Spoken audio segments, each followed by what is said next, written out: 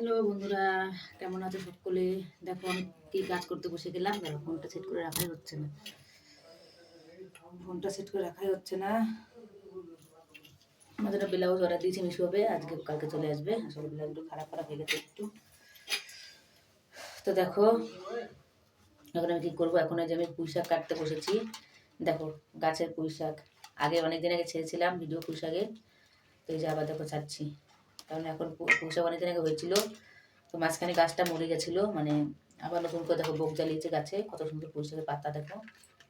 পুঁই শাকের শাক দিয়ে দেখে নিরামিষ টাইপের রান্না হবে। ঘ্যাটে লাগার ইচ্ছা ছিল, তো এখানটায় কুমড়ো পাওয়া যাচ্ছে না, তো ঘ্যাট তো হবে না, তো জন্য নিরামিষটা রান্না করবো আজকে।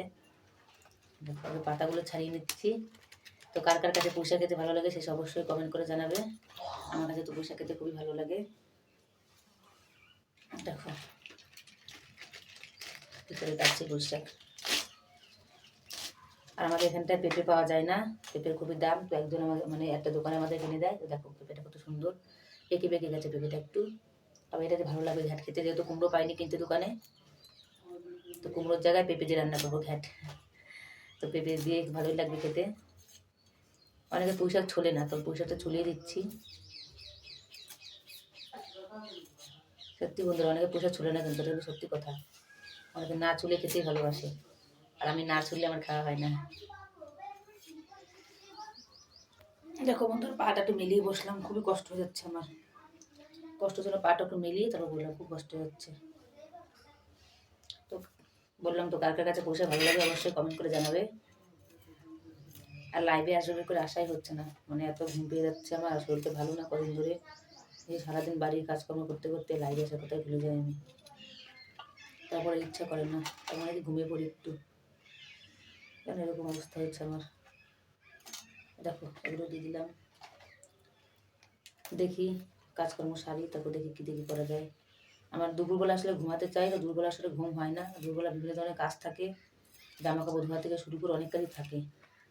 দুপুরবেলা ঘুমটা হয় না। আর যেহেতু আমাদের দিকে কদিন ধরে মেঘ হচ্ছে, আর রোজ বিকালবেলা হাওয়া চলছে। তো আমাদের এখানে কেমন হাওয়া চলে আপনাদের কাছে একদিন দেখাবো, আমি ভিডিও করে দেখাবো কেমন লু চলে। এখানটা লু বলে ওটাকে। তো এখন তো তাও লু চলে, তাও ঠান্ডা ঠান্ডা হাওয়া আছে। আর কদিন পরে লু চলার সময় এত গরম হাওয়া বেরোবে, বাইরেই যাওয়া সম্ভব হবে না। লুর ভিতরে মুখ ঢেকে বাইরে থাকতে, দরজা বন্ধ করতে দিনের বেলাও। এত গরম গরম বালি পড়ে, কী বলবো।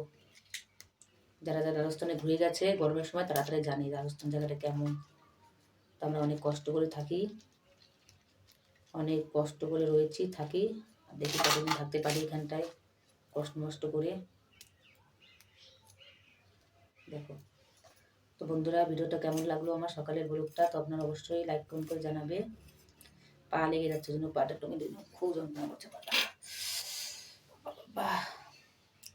সকাল থেকে অনেক কাজই করা হলো, সকাল থেকে অনেক কাজ করেছি। এখন আরও কেবল এইমাত্র ম্যাগি বানালাম, তো সব করে মিলে ম্যাগি খেলাম। তো এখন আর ভাত হয়ে গেছে আমার, ভাতের মধ্যে পেঁপে সিদ্ধ দিয়েছি। আর এই যে তরকারি বানাবো, আর দু একটা বেগুন আছে, দেখি ভাজতে পারি কিনা। ব্যাস, তারা আর বেশি কিছু রান্না করবো না বন্ধুরা, সত্যি কথা বলছি। যেহেতু অনেকদিন ধরে মাছ মাংস খেতে পাচ্ছি না। আপনাদের দাদাভাই তো জানেন অসুস্থ রয়েছে, এখন মোটরসাইকেল চালাতে পারবে না। ডাক্তার তো বলেছে যে 15 দিনের ভিতরে গাড়ি চালাতে পারবে, কিন্তু আমি 15 দিন ভিতরে গাড়ি চালাতে দেবো না, 1 মাস হোক। আর এখানটা যা পাওয়া যায় দূরে পাওয়া যায়, ছাড়া কেউ আনতে পারবে না। আর দোকানদারকে বললেও দোকানদার দিয়ে যাবে বাড়িতে এসে, কিন্তু বাড়িতে এসে কী দিয়ে যাবে, মরা চিকেন দিয়ে যাবে, তো মরা মাছ দিয়ে যাবে, ভালোটা দিয়ে যাবে না। তো ওই জন্য বললাম না আনতে। তো বন্ধুরা, কেমন লাগলো ভিডিওটা, আর দেখো পুঁই শাকটা কেমন লাগলো অবশ্যই লাইক কমেন্ট করবে। টাটা। হ্যালো বন্ধুরা, দেখো যে আজকে কী কী রান্না করলাম। পুঁই শাক দিয়ে, পেঁপে দিয়ে, আলু দিয়ে ঘ্যাট। দেখো পুঁই শাকের ফল ভাজা।